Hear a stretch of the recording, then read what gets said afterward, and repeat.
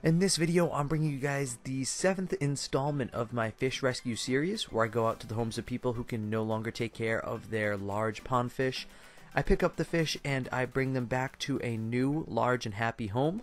So in this one, we traveled out to New Bedford, Massachusetts, the old whaling city on the water, and I picked up these 3 fish, 2 koi, 1 goldfish, from a man who had them in his fish tank since they were a few inches long, and after a few years they've just gotten too big for the fish tank, which I believe was about 60-75 gallons. So we went over and we picked up these 2 koi, 1 goldfish, and the first one you're seeing right here, he is about 18 inches long.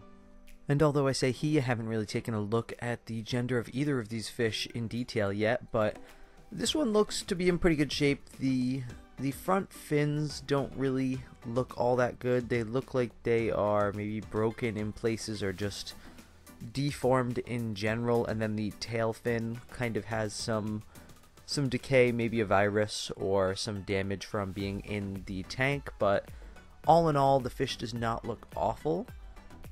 Some really nice color to it, some nice barbells, and moving around, a lot of energy to it. Moving on to fish number 2.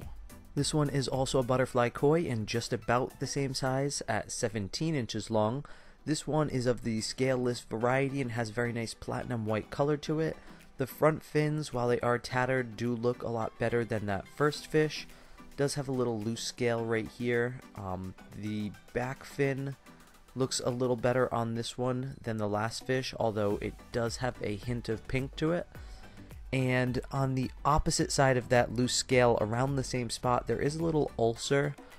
Either an ulcer or just an injury from being inside the fish tank. The fish tank did have some decorations that looked a bit on the sharper side, so this might be an injury or it might be an ulcer, but either way it will be treated.